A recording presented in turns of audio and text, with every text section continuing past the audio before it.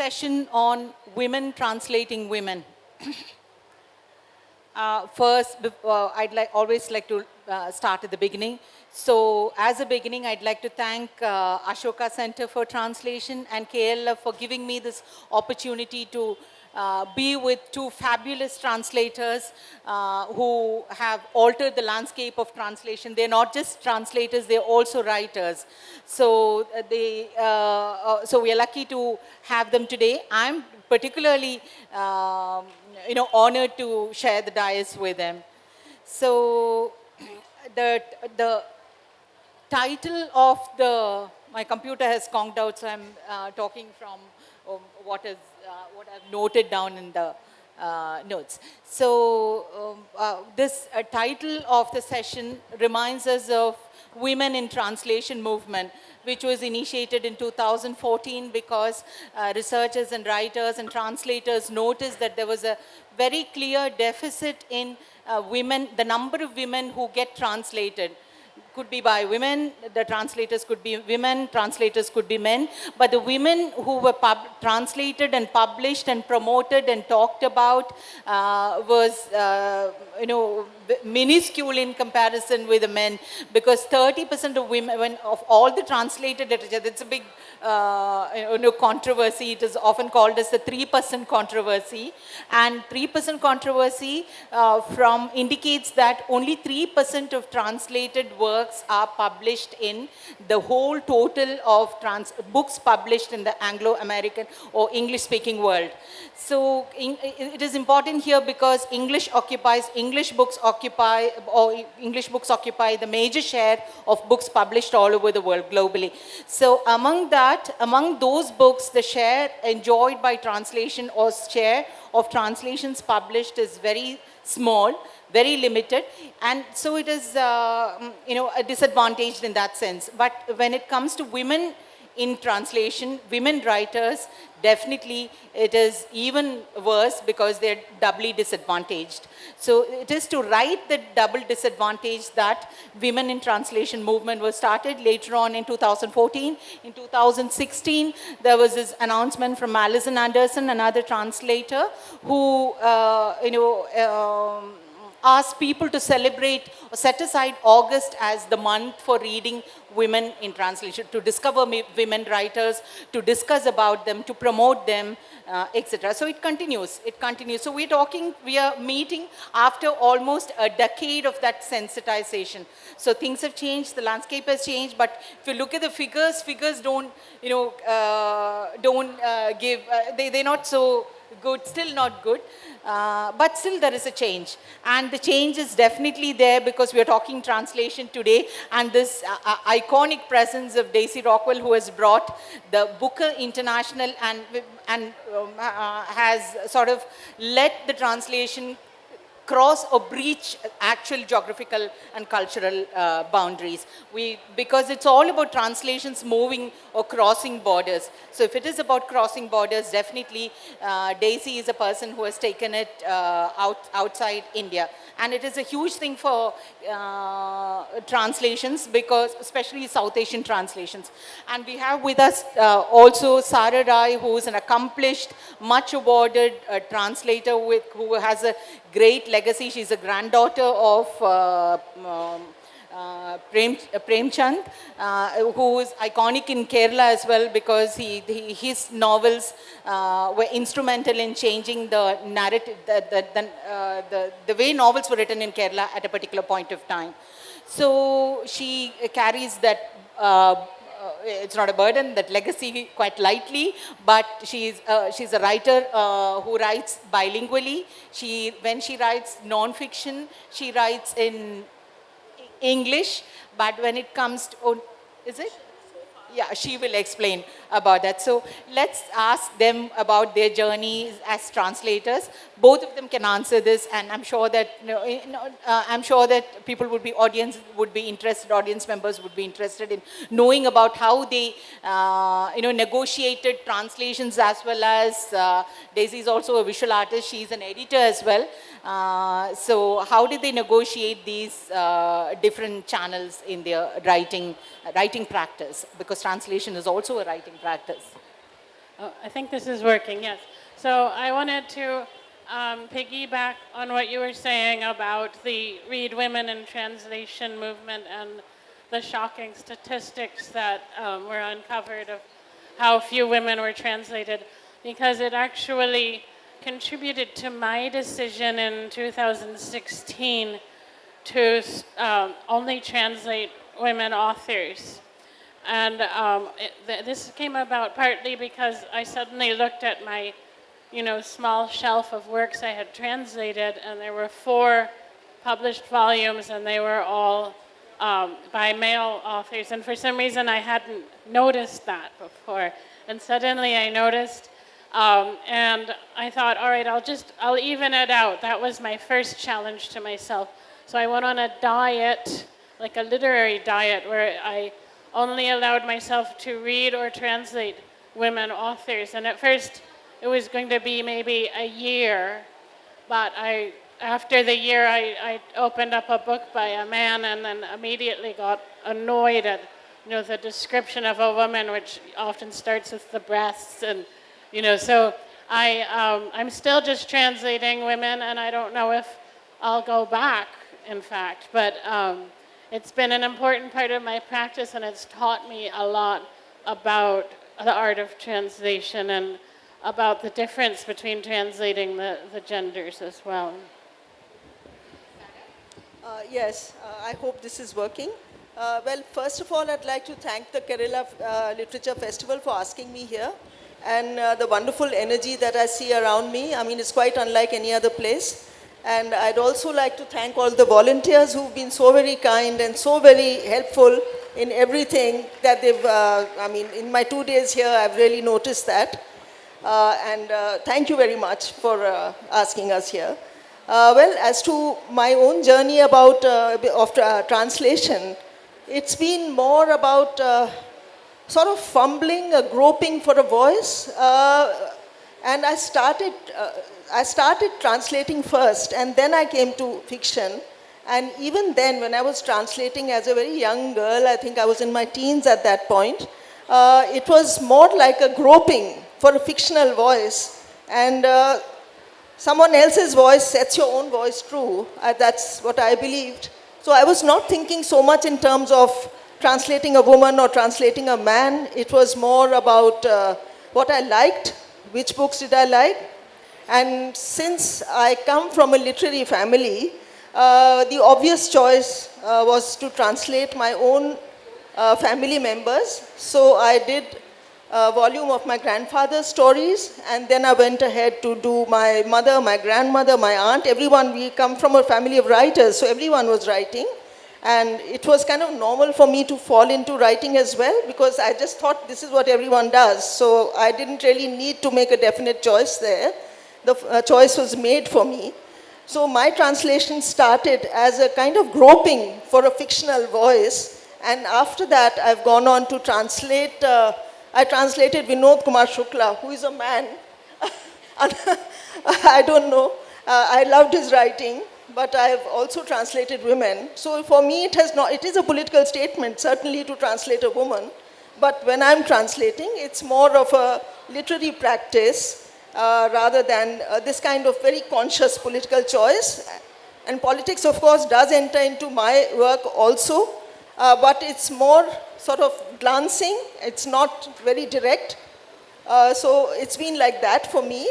And now, of course, the translation and the fiction for me have merged, and they both come from the same place inside me, which is the quiet spot inside oneself that all writers and translators also, I think, possess. And whatever we write or whatever we read goes into that space, and what we eventually speak also comes from there.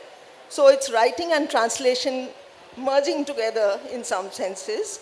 And that is how I have been doing this. And the journey, of course, is continuing. It's not going to end. Till I end, it's not going to end. So that's how it's been for me. Sara, in your case, you've lived in a very multilingual, literary life. I think you also had... Not multilingual, but artistic family. My family is all visual artists, yeah. Okay. So both of you have come from, families or environments steeped in art and culture and languages through which you move. They both translate from Urdu and Hindi, which you all know, I hope.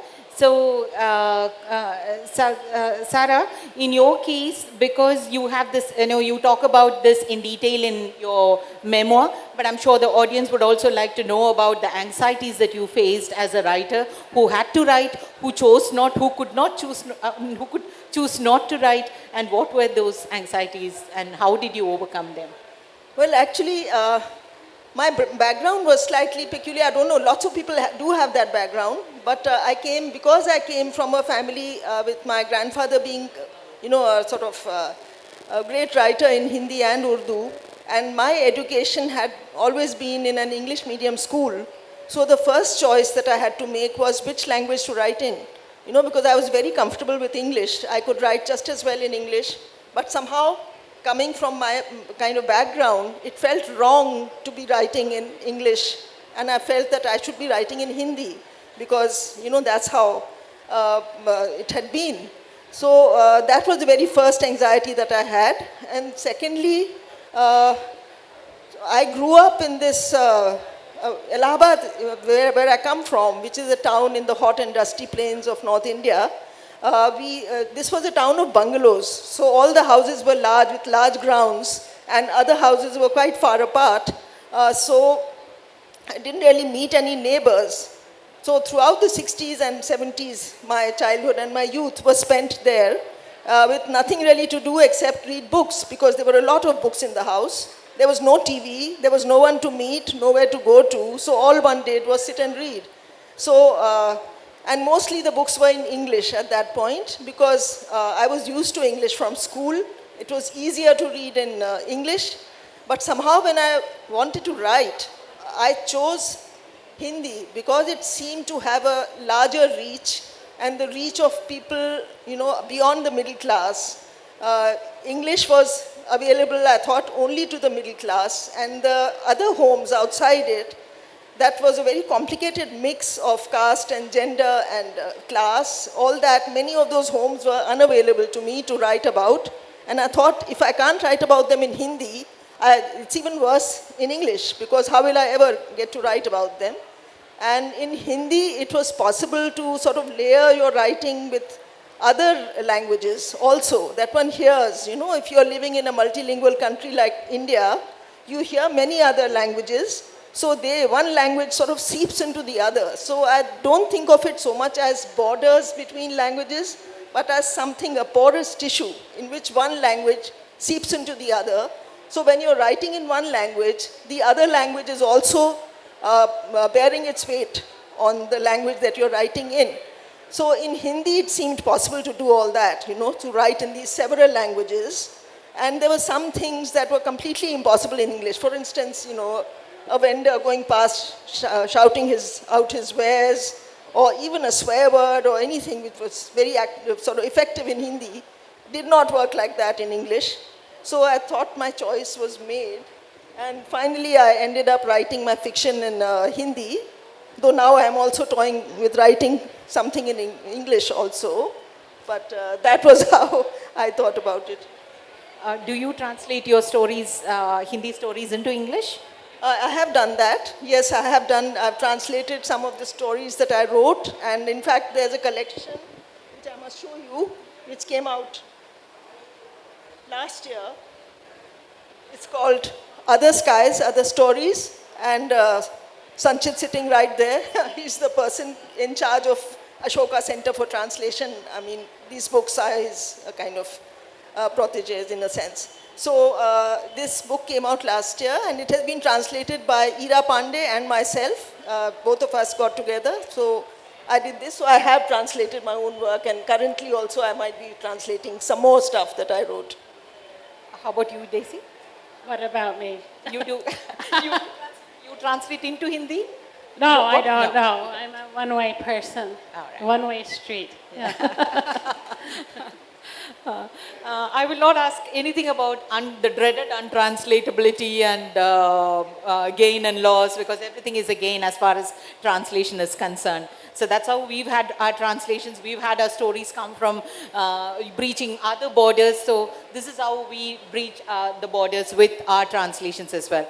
So every translation has, translation extends. We all know that translation extends the life of a text. Otherwise, it would remain insular, like the US markets, which are monolingual and monocultural, and the 3% that we were talking about earlier.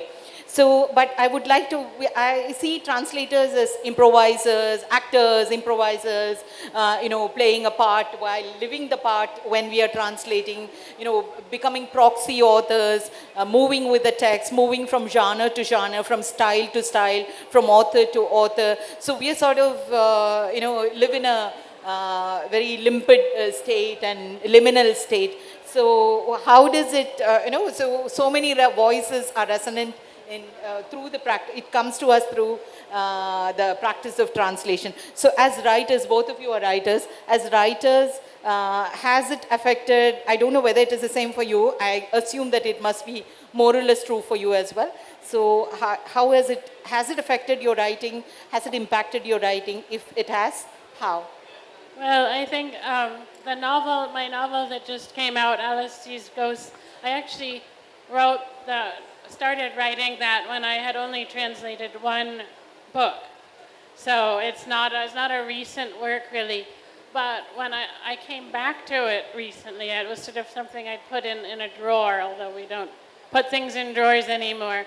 But what I found was that in the interim I had become an amazing editor, because translators, like the first few drafts, you're changing from one language to another, or making something sound better, but then the next million drafts are editing, So for example, when you translate, you always end up with too many words because you're trying to be right, so you have all these little words like even, also, to, and like you hedge your bets on a verb and you say like, she would have gotten there by now, like you feel like you want to get it just right. So you have to go back and kind of wipe all that out.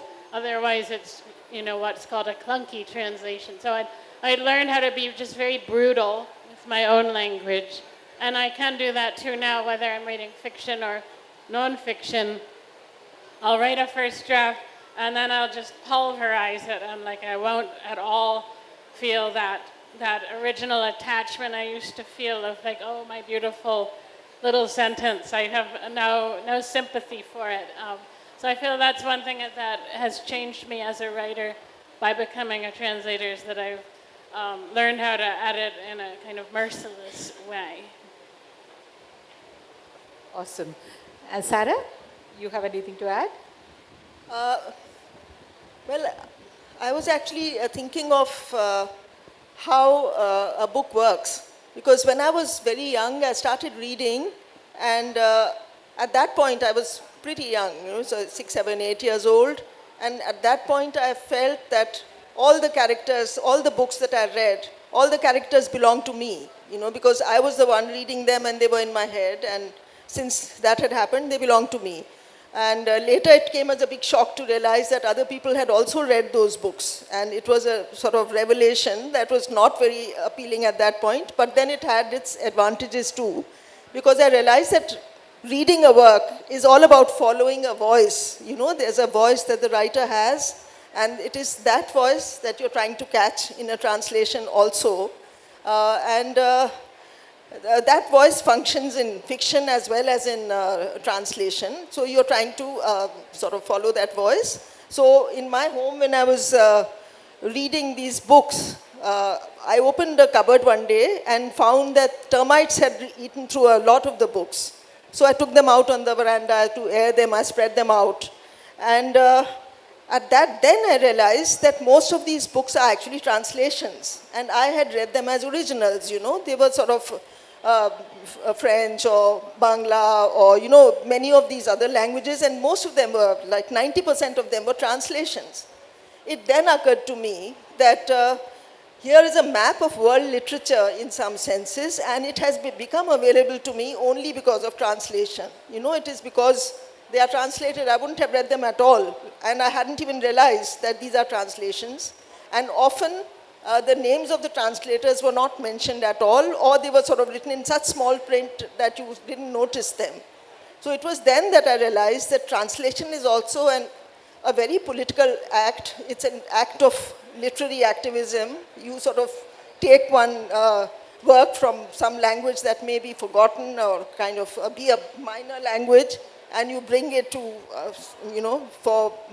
to a language where more people can read it. So that becomes an act of retrieval. So I looked at translation like that. And as far as the practice of actually doing the translation, I mean, my method of working, I suppose, is to do a very literal translation first. The first draft is extremely literal. Just almost each word is translated. And then after that, you have to cut and hone and, sort of cut away the extras and whatever, so to make it a final work. So that's how it works for me. So interesting to see two kinds of, the brutal editing that she was talking about when it comes to her own writing and how translation has helped her do it. And, working with, I work this way. I sit on a translation and I keep going back to it. I forget about it and move to another one so that I go back and I think, who did this? So that I can edit it out. So, another thing, because they both are women translating, women who have translated, who prefer to translate women, as I said, but they've also translated a lot of male writers. So as, I'd like to remind all of us about what Emily Wilson said about her translation of Iliad and Odyssey.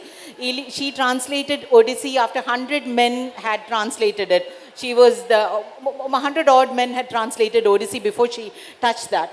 So she says that a lot of things were superimposed, a lot of patriarchal ideas, frames of reference, or sexual frames were, contemporary frames of understandings of sexuality and patriarchy were superimposed on the narrative, and she refused to go by those translations, which began right from Chapman and continued through all the male translators. So the moment when after 70 translators, Emily Wilson comes in to Iliad, and after 100 male translators, she comes to Odyssey, and there is a change. And she's very explicit about what changes have been superimposed or what has been superimposed on the thing. Not that Homer didn't have his own brand of sexism, yes, of course.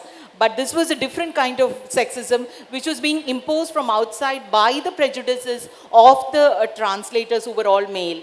So she talks about it, and both of them, both Daisy and Sara, have translated male writers. So when you translate, every text speaks with folk tongue. It's never a straightforward narrative.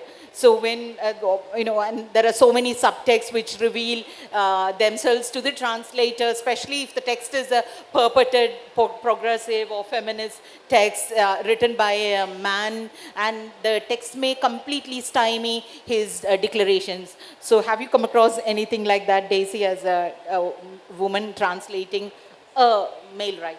Well, I think one thing I noticed when I switched from translating men to women, the hardest thing was names and kinship terms. And so in books by men, the protagonist, the characters, they leave the house and they go to work or they see their friends, and everybody has a name or a nickname or something like that. But if in a lot of books by women, especially the period that I have tended to translate, be like mid-20th century or earlier period, a lot of the women characters don't have the liberty to go out of the house all the time. So most of the action is inside the house, and actually a wonderful example of this is the first novel by a woman that I translated, which is called Angan, by Khadija Mastur, and it's called The Women's Courtyard in English.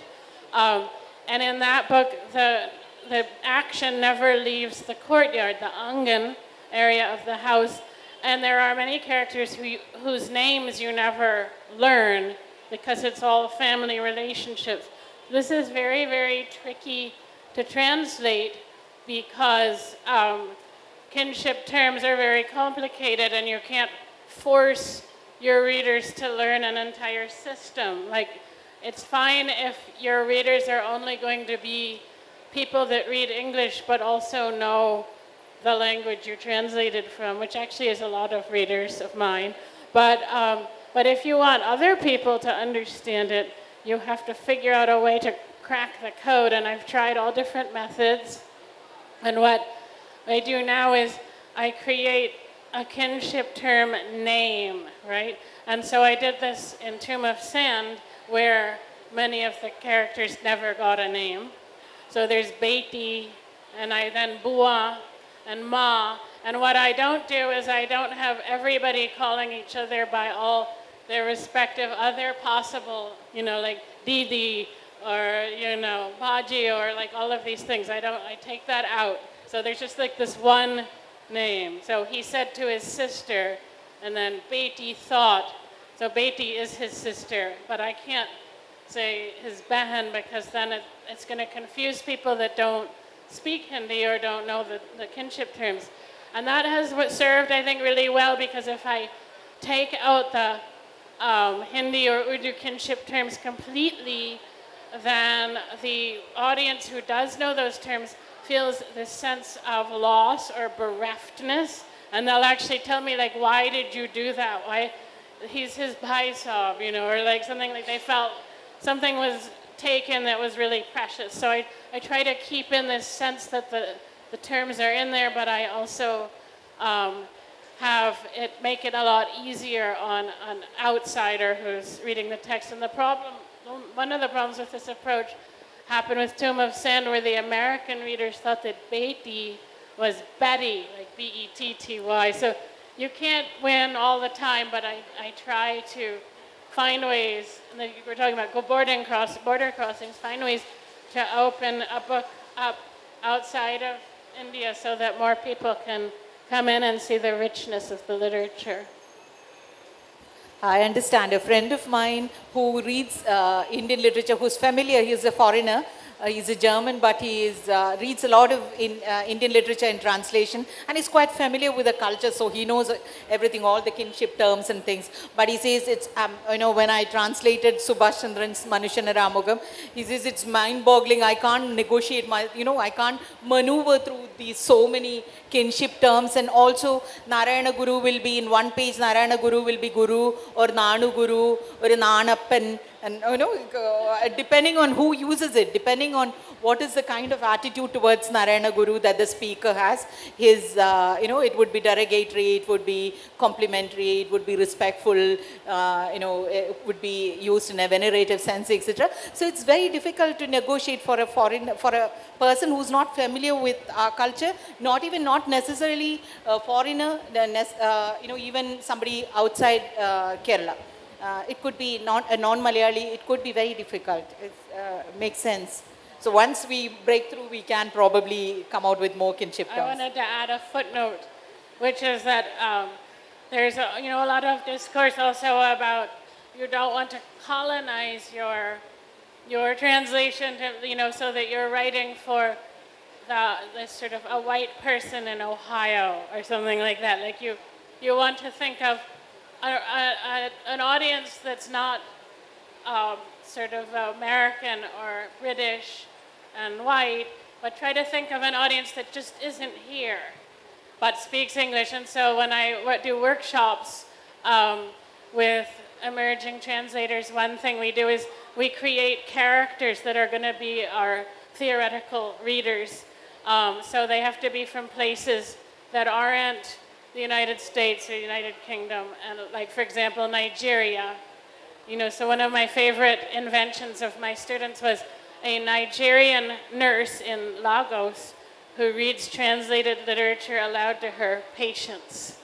So that way it pulls you out a little bit, and you have a bit of sensitivity towards people who may not understand all these terms, but who are, probably have their own elaborate system, for example. As a translator, I'm not asking as a writer, as a translator, all of us face difficulties. So what do you think is more difficult to negotiate? Like say for instance, for me, it's always the dialect. I don't want to flatten it out. So that's always a problem. So how do you, because translation always creates even in English, to a large extent, it standardizes. So what are the difficulties that you face as a person who lives in India, located in India, but moves between languages? I think when you're translating, you have to, I think the first job of a translator is to read really deeply and really well, because it's how you read that makes you want to translate. So my difficulties have been regarding syntax, I would say, because there's some things that just don't travel. The sentence construction will not travel. So you have to think of an equivalent somehow, and it doesn't have to be a literal word-by-word transfer. So it has to capture the emotional truth of the sentence and somehow be able to convey that. So that is always a little difficult. Kinship terms, of course, do present a problem. You have to kind of either use the word, like in India we have so many kinship terms, like all the relationships are nani, dadi, pupi, khala, all that. And in English, those things just don't exist. It's aunt and uncle and all that. So either you stick with the original and somehow the sense gets across, or that is a point of, one has to think about what to do.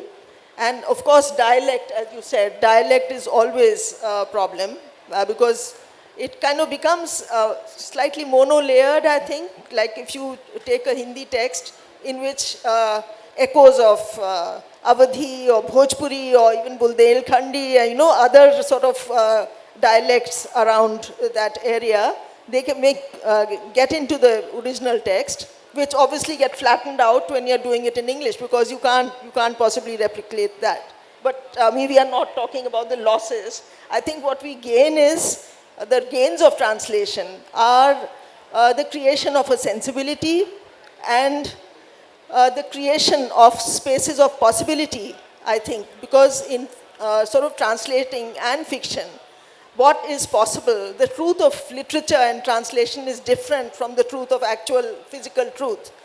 So I'll sort of illustrate this by a small example. Like my mother used to run a school for very young children, primary school age children, say from ages 6 to 10. And in this school, she tried to give them an all-round education, not, by rote, just they should have a kind of rounded education. So there was a storytelling class. And in that storytelling class, there was this little boy, about 7 years old, who came up with the story of a non-violent lion. So this lion sort of lived in the forest, and it didn't like to eat any of the other animals, and it just sort of lived there. So people asked, then what did it eat? I mean, if it didn't eat the other animals, what did the lion eat? So he said, he ate mud. So a mud-eating lion, like it sounded quite logically consistent in the little story that he told. But actually, obviously, you can't have a lion that eats mud. So this sort of brought home to me a kind of very important fact of literature, that there's a space of possibility there in which anything may happen that cannot happen in real life, but it can happen in a story if it is logically consistent. So literature and translation, by that token, give us that gift, that space of possibility in which a new and a parallel universe may be created and a better universe may be created, and somehow sort of inspire actual events around the world. So that, I think, is one of the primary jobs of translation. Awesome. Daisy, this is a personal question. So generally we have the assumption, contrary to that, we have an assumption that it would be easy it's very difficult for translations to move away from or to get rights beyond South Asian or South Asian rights. Maximum it will be Indian rights it will be Indian rights primarily, and maximum it would be South Asian rights when you publish a translation. But it is very difficult to move into the Anglophone world. So I was, the general assumption would be Daisy being a person from the global north translating books from the south would find it easier. But I've heard Daisy say that it was not so at all. And she had in the earlier part, she was translating very well established names, classic writers, but still she found it difficult to get them published in the initial stages. So was it an easy journey or not? Not an easy journey. My first 9 books were all published in South Asia only. And the only reason why Tomb of Sand was my first book outside of South Asia, and the only reason that happened was because Deborah Smith, who started Tilted Axis Press in the UK, was scouting books that she wanted to publish that were translations from contemporary Indian languages. She was in India, and she spoke with Arunava Singha, who's the well-known Bangla translator, and had read Gitanjali Shree's first novel in translation, Mai, and heard about Ret Samadhi, which became Tomb of Sand. And so he suggested me. That's the only way I got out of the subcontinent, was because a British publisher was looking for a particular book to be translated. And after that, you would think after that things got easy for me, but they did not. My agent managed to sell 2 of my translations, Thomas and The Women's Courtyard, to Penguin US Classics, which were their first probably Hindi and Urdu books that they had ever published. And even that was hard. Like, it took a long time and it was a difficult sell. So it is very, very hard to get books published outside of South Asia. And I think that has a lot to do with racism and colonial attitudes towards the global South. And that, but of course, SALT, South Asian Languages and Translation, is an organization that was started by Jason Grunebaum, who's a Hindi translator, and Daniel Hahn, who translates from Portuguese and Spanish. And it's based in the US, but they have been funding things like sending US and UK-based publishers to meet Indian publishers and authors, and they've been funding workshops for emerging translators and mentorships. So it's kind of a lobbying effort. And because apparently these things work, like that's what the Koreans did with a lot more money. And now Korean literature is widely read all around the world. Polish also, they did this. And now there's, I think, more than one Polish Nobel Prize winner. So these lobbying efforts work, and I hope that it will pay off and more of our wonderful translators will be published abroad, not because you need the recognition, but because you want to invite readers from everywhere to see this amazing literature. Yeah, we've had the fortune of reading others, so we want our stories to travel as well. So I'm looking at the Booker. We're coming to the end of the session, but the Booker International has been a groundbreaker, a pathbreaker for us, definitely, because immediately it was followed by, like how she said, it is not because she is from the global north that she was able to publish as such, because immediately it was followed by Banu Mushtaq's Heartland, translated by Deepa Basti, winning the Booker International again. Deepa was supposed to be here today. It's really unfortunate that she couldn't make it because she was not keeping well and she had to cancel at the last moment. Had she been here, it would have been more of a scintillating conversation. So the Booker, the earlier Booker, which was awarded to, Booker was a game changer for Indian writing in English, definitely. It began with Salman Rushdie, and he continued to win it for 3 years, three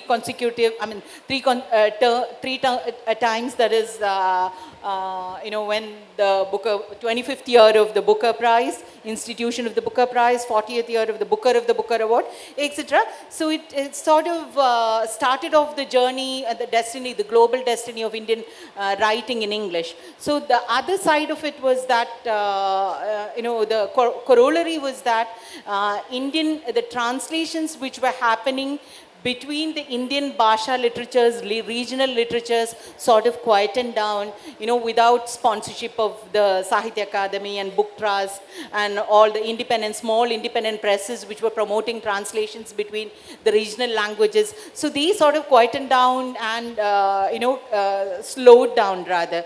So as a person who has been an editor, Sara, this is to you, who has been an editor, who has been anthologizing translations as well as other writings. What do you think, and moving between languages, do you think there is a change? We see in Malayalam, we do see a change, like how internationally English translation is a vehicle for other translations. Sort of English becomes a vehicular or medium through which other translations happen as well, other language translations happen as well. Simply because there are more English books published probably. So, and English is spoken by more people world over. So, do you think, in Malayalam we see that along with the last decade has been fantastic for translations in India, translations into English.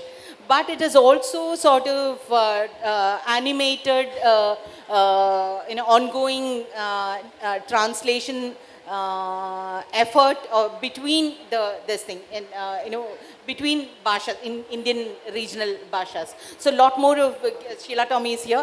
Sheila Tommy's English translation, through English translation, other translations will come, probably an Indian language translations, probably directly from Malayalam to other Indian languages will come. So we see a lot of an acceleration of regional translations.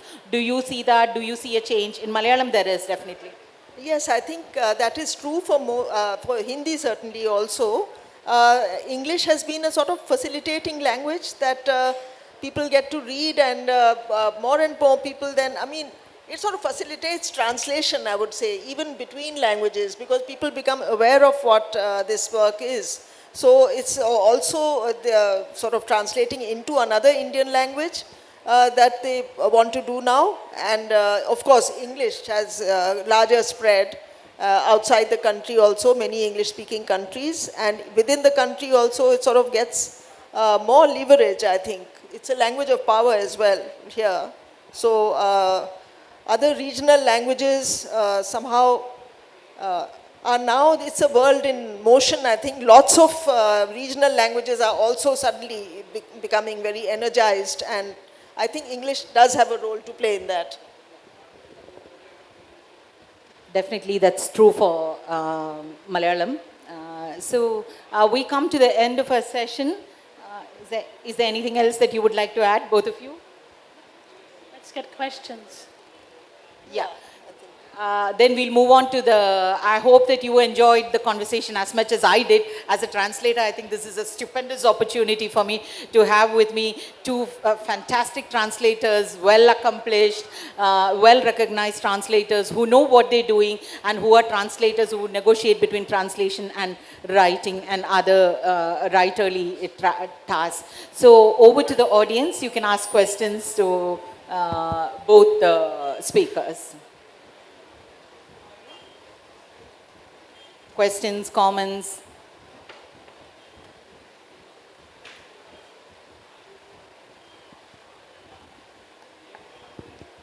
Hi, ma'am.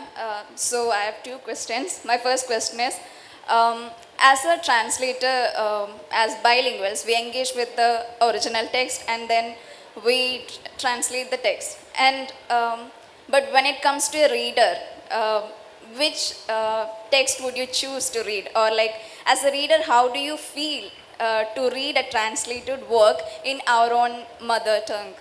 And my second question goes to, like, who gets to choose which text has to get translated? Or like, I have seen that a lot of publishing houses, they're approaching the authors, very popular authors, and they want this particular text to get translated. And like who gets to make this selection, like which text is going to get translated, and who, like, do they select the translator themselves, like the publishing houses, or is it under the control of translator that I am choosing to translate this text? So who gets the power over this process of translation here?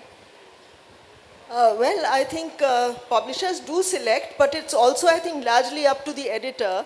And it's usually, obviously, it has to be a subjective choice. It cannot be, there's such a vast body of literature being written in the languages. How can you possibly make a sort of generalized kind of choice? It has to be very subjective. So it's down to the editor, I think, really, and of course, sometimes the translator is also the editor of the book, like I have translated and edited some books. Then you get to choose the story and translate it. So, and it's also quite an intuitive process. I mean, you may like something, it may not be from a well-known writer. I have myself translated a couple of stories, totally unknown writer, who has perhaps written only one story. And it has been kind of selected for the Katha prize or, one of those prizes. So it's really up to, I think, the editor, depending on the situation, depending on whether you are editing and translating, whether you're translating or whether it's the publisher telling you to translate. It's really sort of, it depends on that. I'd like to add to that. I think in India, most of the translations you see originated with the translator. So the translator saw something they liked, acquired the rights in some way, or got permission, written permission, which is actually the hardest step in this process. So you can read all you want and love all you want, but you cannot publish translations of whatever you want. You have to get permission from the rights holder. And as we like to say, you either want someone who's been dead for a very long time or who's like kind of young and is of sound mind and can give you permission. It's the in-between area where things get rough and you have to deal with their heirs and so on. Like no offense to heirs, because there's some lovely ones such as Sara Rai here. But, and so it starts with that. You get the permissions, you make a sample, you create a pitch, you approach the editors, and then the editors decide what they'd like. So, but the editors are rarely out looking for translated text. That's less usual. It's more usual that we originate the projects. In other countries in the West, it's completely different. The publishers often find out about, hot new books or interesting books, and they acquire the rights, and then they hire a translator to do it. So that's another reason why we have trouble selling our translations in the West, is because they're used to being in charge of deciding what the text will be, and they feel uncomfortable being brought an entire manuscript and being told that this is amazing. So it's a very different process, and that has caused us, I think, a lot of problems in getting the work out there. Hi. Here.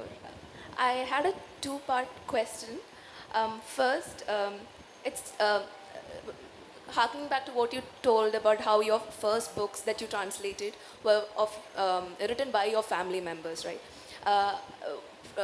And you mentioned Professor Arnava Sinha. He always says how translators are often the closest readers of a text, even sometimes more so than the writer themselves. And I was wondering how you translating your family members and then maybe moving to people who you don't know really, did that really inform each other, or how did you really do that, and you translating their work and knowing them outside of the book, did it change your perception of them, or did your, you knowing them inform your translation?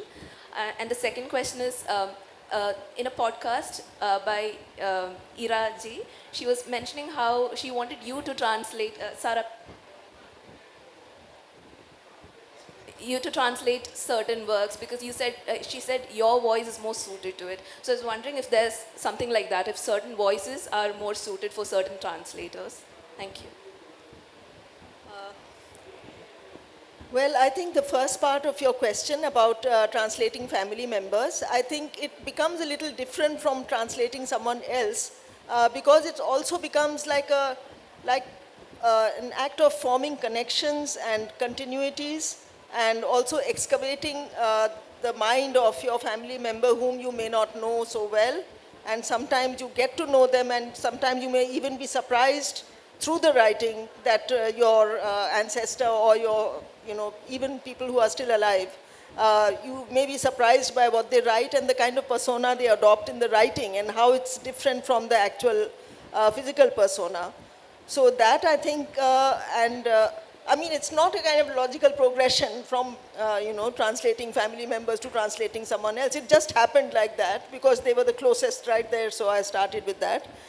So you may translate someone else, and then of course, again, it's the same thing of trying to catch the voice, the emotional truth of a piece without actually, doing a very literal word-by-word translation.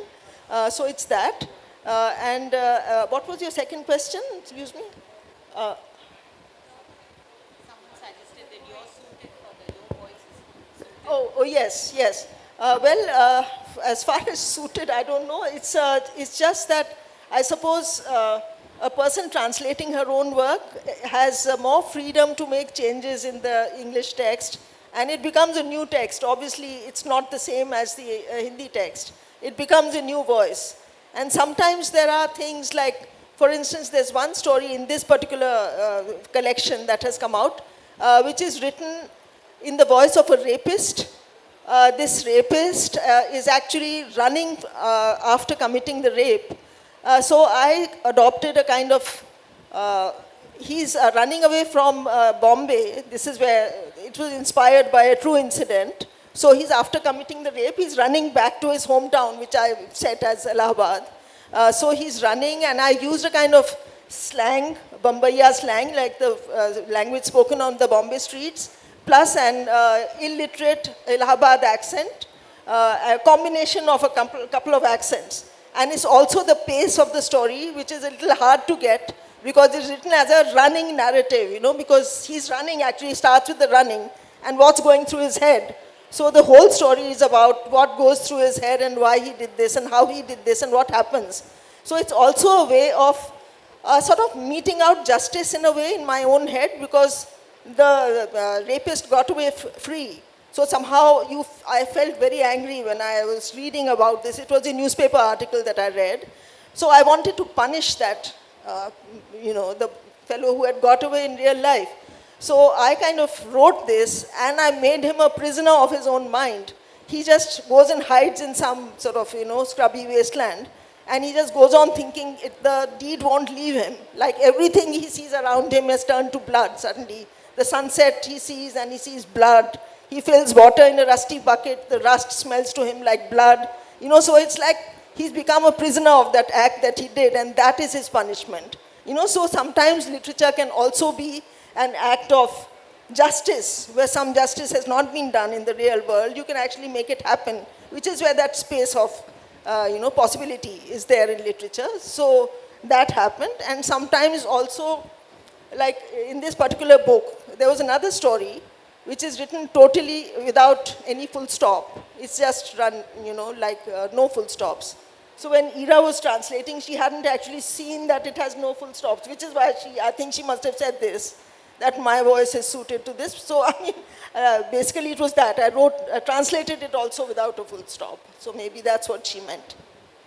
I just had a kind of building on the previous question. Both of you have probably translated both dead authors and living authors. And Deepa talks about her process with Banu Mushtaq in terms of being more collaborative. But what do you enjoy more, the freedom which comes from the author not being able to tell you how to translate, or actually the creative process of working with the original voice and having access to it? Well, I think when I started, I had only translated for a long time authors who are no longer with us. And so I always fantasized that how much they would help me. If only they were here, they would help me and they would solve all these problems I'm having. But then Gitanjali is the first author that I worked with you know, in a more collaborative way. And of course, what I'd forgotten is that authors don't necessarily have an answer to why they did something, or, you know, so I'm also a visual artist. So people say, why did you do this? Why did you put this color here? And I have no answer for that at all. I just felt like it. And so similarly, when I talk to Gitanjali, sometimes I ask her to clarify something, and then she makes it much more confusing. So because her job isn't to solve the problems, right? So I think it's, you know, the collaboration is where we just keep talking and we try to find some way for me to depict, because she has a lot of writing that's very ambiguous. So like how to recreate that ambiguity is what I try to do. The time is up. There was one person who wanted to ask a question. You must ask. Maybe you can ask after the session. So time is up. Anyway, this has been a wonderful audience as well, responding to the speakers, and I thank them first. And also, of course, my wonderful speakers with whom I had a fantastic time, and I hope that the global circulation of South Asian books would be accelerated with a lot more of translations moving across borders. And of course, it's all dependent on the market, but still, you know, markets can also be breached. Thank you.